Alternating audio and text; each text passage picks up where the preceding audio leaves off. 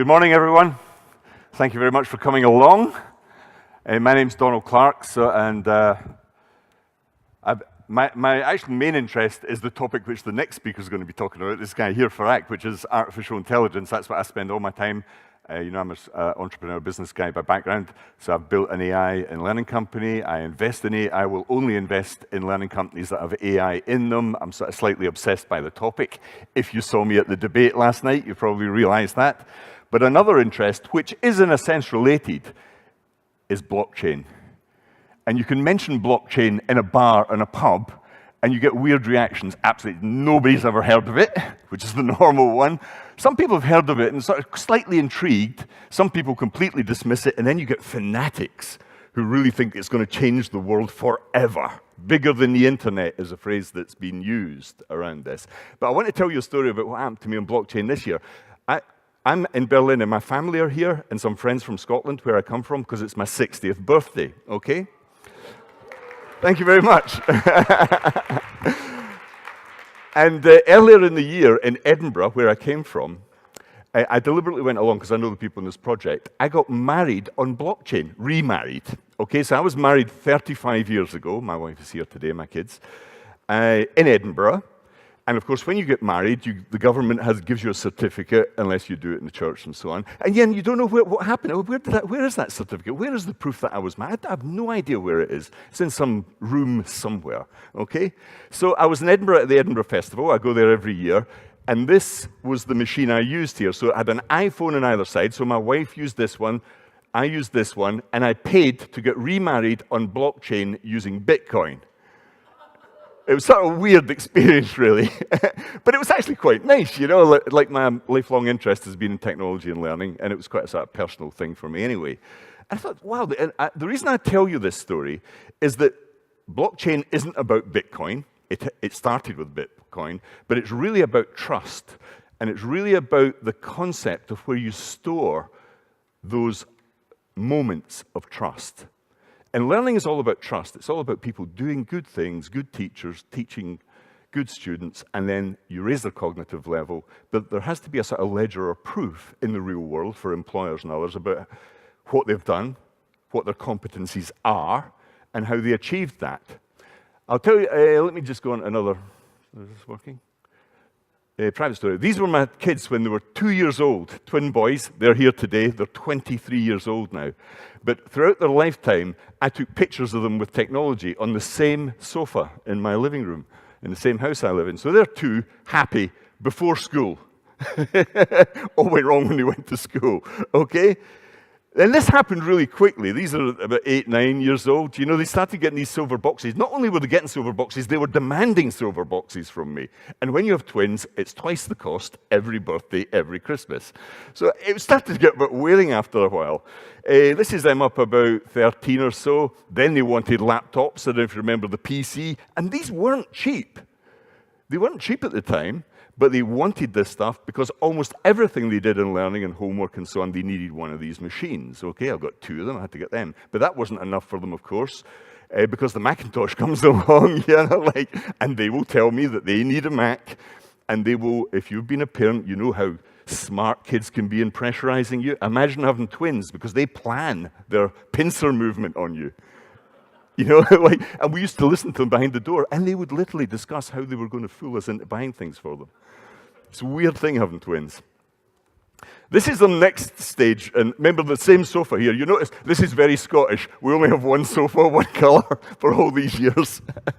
But suddenly lots of little things started appearing, little games consoles, and of course mobile phones came into their life, big time. And that became a completely different ball game, along with tablets and consoles and PlayStations and Xboxes. So their whole consciousness was involved in this stuff. Okay, and then finally, iPhones. And iPhones really became the rock-solid technology in their life, and the mobile phone still is the rock technology in life. Tablets, interestingly, not. Now, the kid on the left didn't go to college, went straight into a startup business, loves it, loves life, loves clubbing, isn't interested in sitting in a lecture hall for 4 years, and I'm glad he didn't go. He's glad he didn't go to college. The other kid was more scientific, sort of, schoolish, and he's doing a degree in artificial intelligence. Okay, so real big contrast between these kids. One's left-handed, one's right-handed, and so on. I tell this story to show how inevitable it is. You have no choice in terms of the way technology will affect young people. It will happen.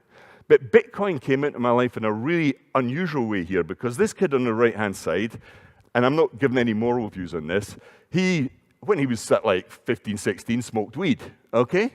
I smoked weed when I was that age, so I'm not going to be a moral, I'm not going to give you any moral views on that. It was very interesting. But what I discovered was that he was buying weed. Where do you think he was buying weed? He was buying it online. Not only was he buying it online, he had a Bitcoin account, as did all of his friends. And they would use Tor, which is a browser for going on a dark or deep web, depending on how you see it, and they were ordering drugs online. And it was quite straightforward. It was really straightforward for these kids. My kid was smart, though. He didn't get it delivered to my house, because he knew I would have gone absolutely apeshit. But this is how smart young people are. You never know what technology they're using half the time, but boy, are they using it, okay? So when these kids go onto Silk Road, actually Silk Road was shut down, which uses blockchain and Bitcoin. When it was shut down, that didn't stop. You can today use Tor, and there's hundreds of small sites where you can not only buy those things, there's a dark side to this as well, because you can buy guns, you can buy all sorts of weird services on there as well. But there's always a dark side to technology, I've never driven a car in my life, okay? But 1.3 million people die horrific deaths every year from car accidents. So don't imagine that this is unusual. Every bit of technology has a downside. But we, in a utilitarian sense, say, I like driving cars. I'm quite happy if 1.25 million people get massacred on the roads as long as I can drive. So on the positive side, let's talk about blockchain and learning and education, okay? So the traditional sort of learning stuff, and we're still living with a sort of client-server model here, because most of the LMSs are not really peer-to-peer. They're really old, kludgy technology. If you've ever had to work with an LMS and that stupid standard SCORM, you'll know that it's really 20 to 25 years out of date, and peer-to-peer type networking works. Now, the first big peer-to-peer network was Napster, way back in 1999, 2000, and unfortunately, it did have a weakness because it had a central point of failure. It still had a directory in the middle, but by and large, this changed the whole music and movie industry forever. This kid who went into his bedroom for 3 months and changed the world. And he was only 19. Okay, so that did actually happen in our lifetimes. Then this was more interesting to me. I went to a presentation on this way back in the US on Nutella, because this was completely decentralized, this network. There was no central directory, no central storage of any form whatsoever, and this is still a very dominant form of peer-to-peer transfer. I came back, and this is my this is why I think blockchain really is relevant to learning. I came back, and we had a consultancy project with all the local authorities in England. I'm not from England, but there are many of them. There are 326 little units in government in England. And they all have their own billing systems, and they all do their own thing. And there's huge waste of money. Even in learning, they were all doing their own courses, designing and building their own courses. Isn't that madness? They're not competitive. Why would you do that? Why wouldn't you share it? But of course, they're institutions. They have management structures. They don't want to share anything. It's totally and utterly bizarre that in government, we have no sharing. So we built we went to a body above it and said, why don't we build a Nutella-type peer-to-peer network that would allow any individual local authority to create content, and then you just share it with any other authority across England. And they went, wow, that is absolutely amazing. And we reckoned the cost savings were about $1.5 billion. It was absolutely huge. So we built it, and we set off doing it. Do you think it worked? No, it didn't. It didn't work because layers of middle management and L&D departments in every one of those little local authorities didn't want it to happen because they wanted to design their own little compliance courses and their own crappy little leadership courses. It's a cottage industry. Education's still a cottage industry, and it's wrong. And that's why it costs so much. Still, whether it's schools, Universities, it's still a cottage industry. Every teacher thinks they have the right to build their own course and everything, even though it's just 101 physics. Doesn't matter. I'll do it myself. There's no other area of human endeavor quite like this. But I think this is why other peer-to-peer things have clearly shown us the way. So we have Skype. Who here has never used Skype? Anybody? Right, okay, so this completely revolutionized the telecoms industry, but it is a peer-to-peer system, and it works beautifully. It completely changed our whole view of what a telephone and communications is globally. You know, my kid studies in another country. We speak to him every week. All my relatives are in Scotland. We speak to them regularly because of this cheap peer-to-peer network. And then in learning, I don't know if you've ever read this book. I highly recommend it because it sort of changes your life almost. It's called Deschooling Society by Illich. And this book is often quoted in relation to deschooling, and schools are bad, and it's overplayed a little bit, and schools are like religion, it has a priesthood and so on. But the interesting thing in the book is actually the second half that nobody ever reads and nobody ever quotes, which is all about a web of learning. In other words, we have teachers, we have learners. How do we sort of get rid of the institutions? Recently, Peter Thiel described higher education as the Catholic Church the night before the Reformation started. So you're giving out indulgences or degrees for money, but it's a bit of a con, really, you know, all that money being spent in it. And Illich had the same idea. He wanted to deinstitutionalize and democratize education by creating a web, a network of teachers and learners. And that's ridiculously utopian and won't happen, in my view, but it's interesting. So coming back to blockchain and Bitcoin, so Bitcoin comes along, and I mean, there was a while when a Bitcoin, if you have a Bitcoin now, one Bitcoin, it will be worth about 730 euros, okay? One Bitcoin. It's incredibly difficult to get a Bitcoin now because you need an immense amount of computing power to mine for it. You get currency, it's a very, very odd concept, this, but you actually have to go mining for this stuff as you would mining for gold, but you need an immense amount of computer power to do it. And actually, there are whole groups of people that pull their computers together to get Bitcoins and buy it and so on. But it's very like gold mining in that sense.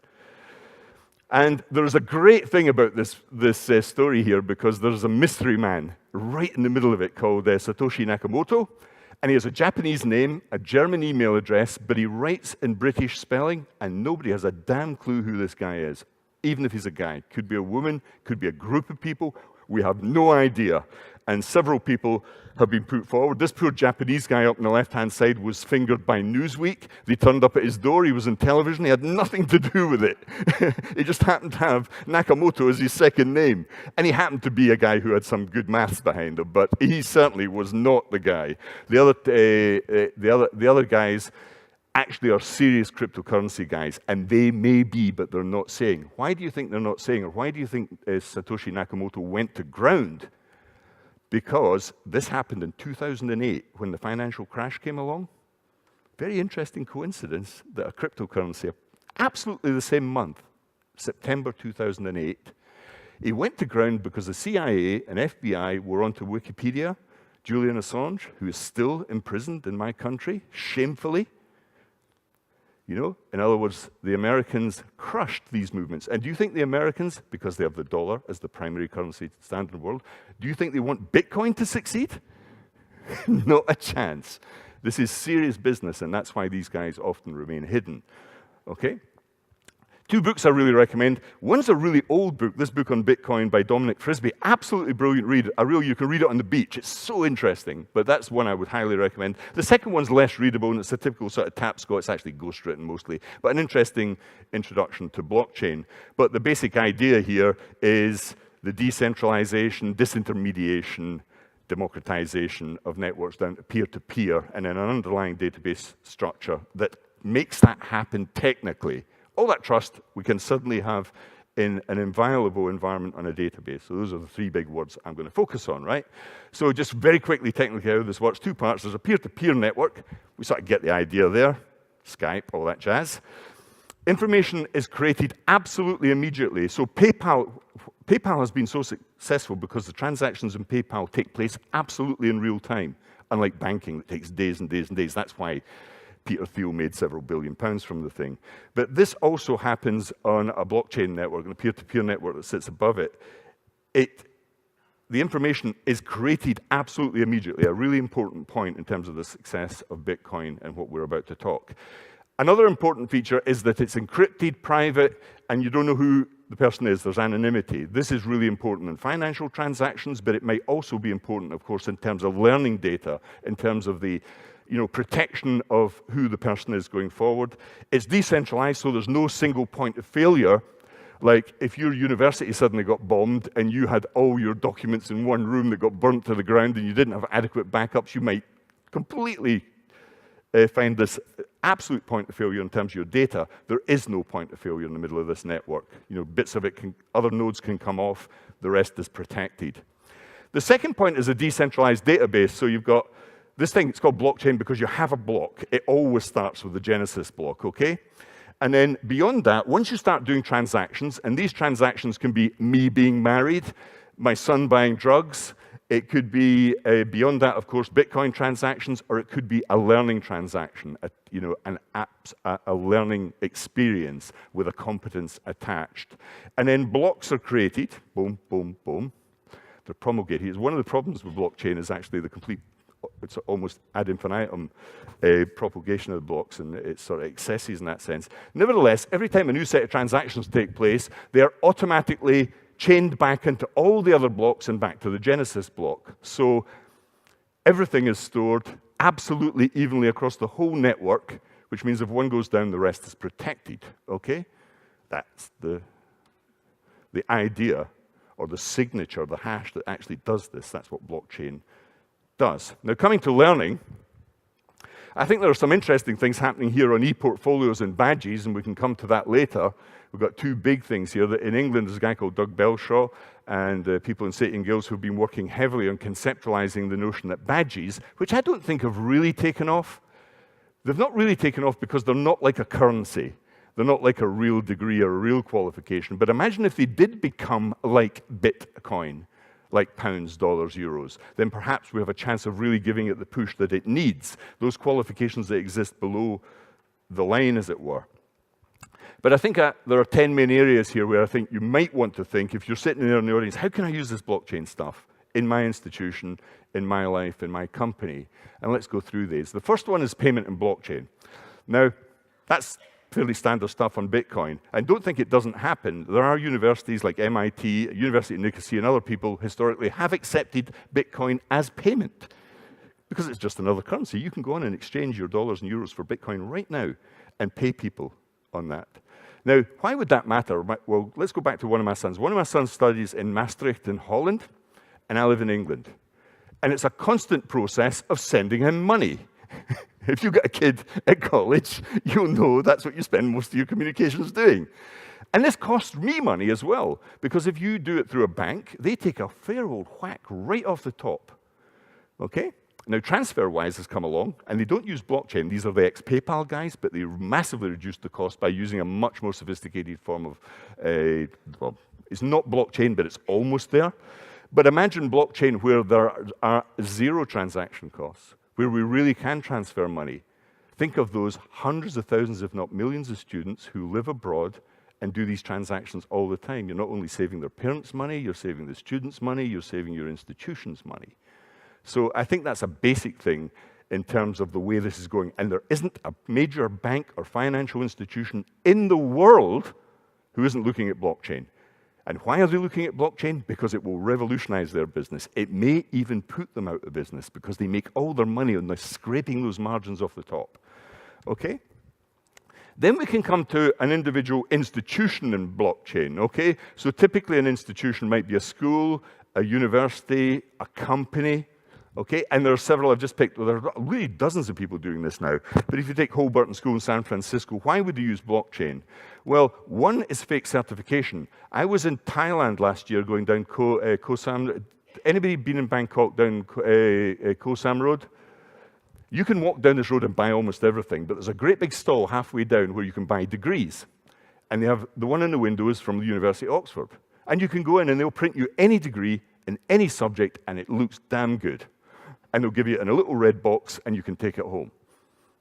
Now, that shop wouldn't exist if people are not using them, okay? In my country, Round about Oxford and Cambridge, I did this exercise. We looked at the companies who were writing fake dissertations and essays. We looked at the turnover of all those companies and tried to work out the number of dissertations and essays that were submitted to those two universities, and it is in the tens of thousands. So the idea that we have a secure system now is a myth.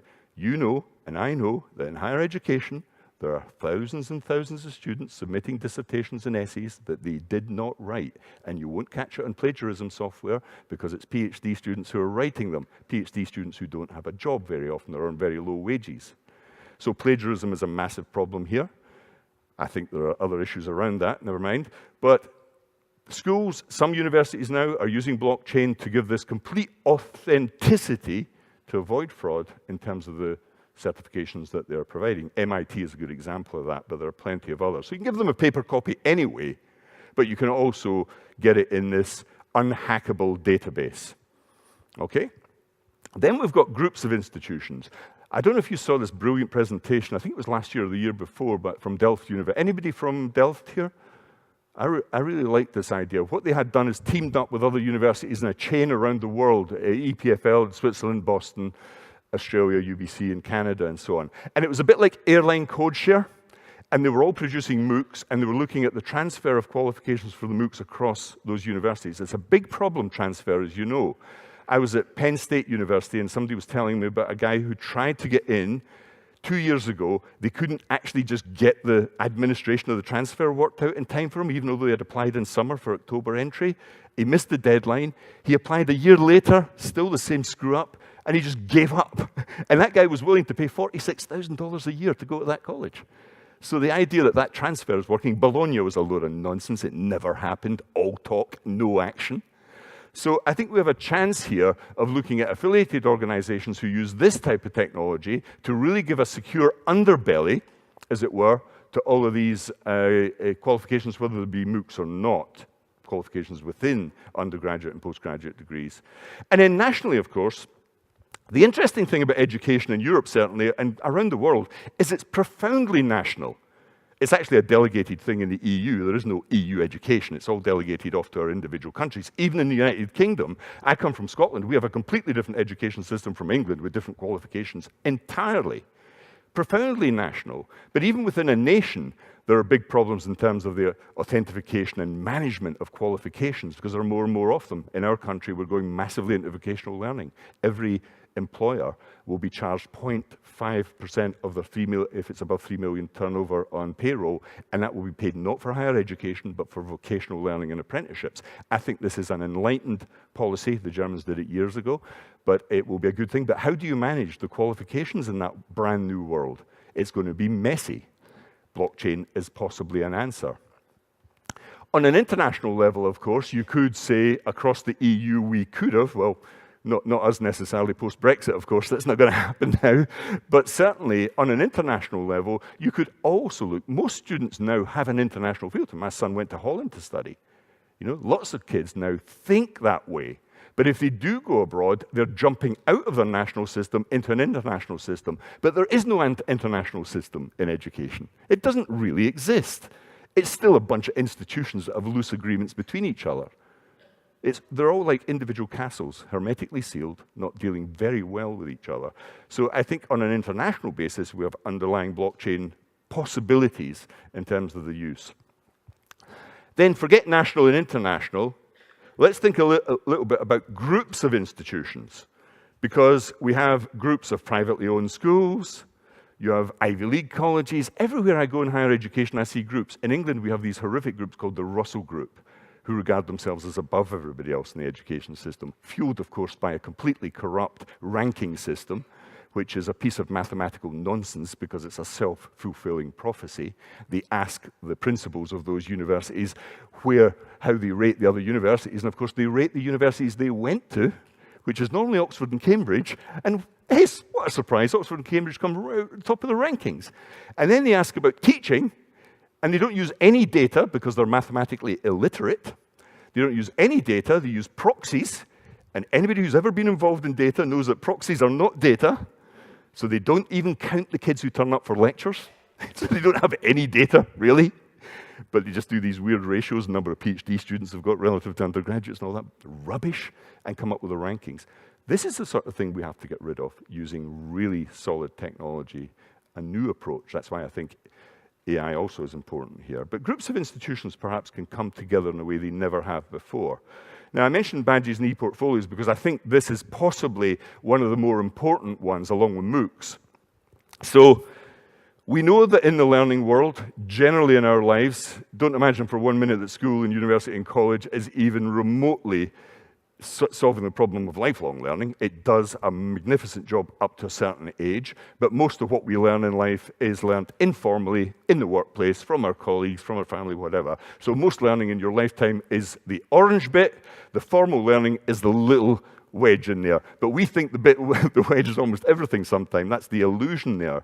And that illusion is carried through. So if you go into corporate training, and I've worked a lot in that area, my good friend who sadly died 2 years ago, Jay Cross, who used to come regularly to this conference, wrote a book about this, but it's still true, so that we know that most of what we learn is informal throughout our lifetime, but where does all the money get spent?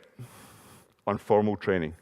Almost every budget in every major company is focused on formal courses, and yet we know with absolute empirical certainty that most people do not learn most of what they learn in those companies through those courses. Millions wasted. And the evidence is really clear. If you want to take just one, take diversity training. You're talking about hundreds of millions of dollars a year wasted because the empirical evidence from the 3 major researchers in that area, massive longitudinal trials, show that they don't work. So we're just blindly churning this stuff out. Okay? Now, here we have a solution here because the informal stuff is a problem. Nobody's to blame here. How do we measure the informal stuff? That's always been the million-dollar question. How do you measure informal training? All that stuff you do in social media, coming to this conference, which is a real learning experience, I'd imagine. I find it a learning experience, a valuable one. How do we measure that? We don't measure it by and large, unless we give badges, but there's no serious currency behind badges. So I think we have a possibility of using blockchain to do that, especially if it goes into Eportfolios as well. So in vocational learning, which I'm quite passionate about, in other words, learning by doing stuff, I think far too many kids are being churned through the college system. I think it's led to massive unemployment, graduate unemployment. We have a fractured society. In my country, the minority of kids go to university. What happens to the majority of those kids in England and Scotland? They just get dumped. There is nothing for them. And we wonder why people voted Trump in Brexit, because they have more votes than us. And they're pissed off. So the idea, the great danger here is that we keep producing an educational system that produces inequalities, because the majority of kids don't go to university. Remember that in almost every country in the world. The majority of kids don't have that opportunity. And the idea, like Schechter said yesterday, that the solution is to send them all to university? Are you kidding me? Are you kidding me? Is that the solution? I was at Penn State University last year. It has its own airport. It has its own airport. It has a football stadium that holds 110,000 people. They only play 8 games a year. Okay? The kids live in luxury accommodation in the middle of Pennsylvania. I went a few miles outside of that institution. What do you think Pennsylvania voted in the American election? They voted for Trump. I was in the University of Philadelphia. Exactly the same thing, right in the middle of Philadelphia. I walked 3 or 4 blocks in any direction. I saw black people sleeping under bridges while these kids were in luxury accommodation, paying $40,000 a year. Do we think that's a sustainable model? It's ridiculous. It's morally bankrupt. Okay, but I think if we look at other opportunities for kids, those 54, 50, 60%, then perhaps we have a possibility of looking at Eportfolios and skills and learning by doing in a way we've never had before. As I said earlier, there's some really good people working on this. So if you look at the EPIC people on assessment, there's a conference held every year. That's a formal organization. I don't know if any of you have looked at that or are a member of it with Serge Revy and his team. They are really looking in anger at the notion of badges being linked to blockchain. And it would be too much to go into detail here because it's an amazingly complicated thing, but you don't have to worry about the complications. Treat it as a black box, okay, that will emerge from these groups. Then we have MOOCs, and of course, one of the big problems with MOOCs has been certification. And I'm not a critic of MOOCs. I love MOOCs, taken lots of them, and I'm in and out of them all the time, and I don't mind drop out. I'm just amazed that millions of people have dropped in That's the main point for me. I'm not in the slightest bit interested in completing most MOOCs because most MOOCs reflect the university courses I remember, 10-week semester courses, the drip feed. I'm 60 years old. I do not want to wait next week while you as an academic decide to give me your next lecture. I'm not an 18-year-old undergraduate. And the problem with MOOCs, by and large, is they're based on the 18-year-old undergraduate model, and it doesn't cope with the real people in the real world who have kids and jobs and who don't want that model. It's a completely different thing. But we do have a chance in certification of perhaps getting something that really works here. Imagine if Coursera and Udacity. Yeah, I learned something interesting yesterday. How much, people, I remember coming to this conference where whenever you mentioned the word MOOC, people went sort of slightly apeshit and got in a sweat, They'll never work, it's all going to die. End of civilization as we know it. How much do you think Udacity is worth? Any guesses? Sorry? Quarter of a million. Quarter of a billion? $1 billion. And they said it wouldn't work. They said it wouldn't work. Why? Because they went into vocational learning and they avoided doing the more academic stuff because that's where the real market is. But I think all of those people are looking at certification, but they don't have an underlying system of trust with employers, but that will come. And I think Udacity have already solved that problem. They're forging relationships with employers. And I'm not claiming that all education is just about employment and jobs, by the way. Then we have CPD. So I used to be a governor in a secondary school in my hometown in Brighton in England for a number of years. And CPD for teachers was a one-day training course when all the kids got sent home and they sit and listen to really boring, outdated psychological theory on crap like learning styles, right and left brain, things that would never help them in the classroom, ever. In fact, most of it was completely made up and fictional. The last one, I actually almost resigned when I saw the mindfulness course coming along and teachers were sitting there meditating. And I went, this is the end. I'm no longer getting involved. If this is what real training is for teachers, I'm out of here. Every fad that ever appeared would suddenly be turned into an inset day course, okay? Real CPD, I think actually by and large for good teachers in England, my country, is actually through Twitter. And we have some Tom Bennett and others, I think called Research Ed. 500 teachers turn up every Saturday morning to listen to solid research from good researchers in universities about how people learn. That's what it should be about. But perhaps CPD should be measured in a different fashion, as we've said. And then lastly, knowledge. The whole Wikipedia, the whole creation of content thing, where people put real effort into doing good things, then I think that's another area where blockchain can be applied because those microtransactions, which people actually do on Wikipedia already and in open educational resources, perhaps could be opened up by a system that really does authenticate privately all those mini transactions, which is what blockchain will do for financial people, okay? So that's 10 things that you can think about. I've only had 30 minutes, so I can go into any of them in detail. One thing I would recommend, though, is this thing. The students are actually doing it for themselves. So look at the BEN network, because the Blockchain Education Network isn't academics doing this. There's loads of good academic research done on blockchain. Loads of universities are doing wonderful stuff on that. But this is a bunch of students who got together who want to use this stuff in anger. Listen to what these guys are saying, because as I said, my son was using this 3 years ago. I didn't know about it, but you should be listening to what these kids have to say about this stuff as well, because there are some great opportunities. So, education's a bit of a slow learner when it comes to technology. I think that's okay. I think, I'm sort of relaxed with that over the years, because you shouldn't be just shoving stuff, tablets and stuff into classrooms and lecture halls willy-nilly. But here we have a real opportunity of doing something that really is sort of changing in the underbelly of the system, whether it's national or internationally. I think Bologna was dead on the day it was signed. The funding, unfortunately, doesn't lend itself to this because it's all institutional. But I think we have a possibility of seeing this thing because it came from left of field. All the great technology in my life has always come from nowhere, like an asteroid from space, whether it be mobile, texting, Skype, automatic cars. Who saw that one coming? Self-driving cars? Amazing things happen here, and I think that could be true of Bitcoin as well. Okay, I'll end on that. Slightly positive, pessimistic as well. But if you've got any questions about how you might want to apply Bitcoin, I'm involved in some of those projects myself, and I'd be happy to share that knowledge with you. But thank you very much for listening. How much time do we have? Do we have any time for questions? All right, no, we don't have any time for questions then. Thanks very much for listening anyway. Thanks for coming along. Thank you.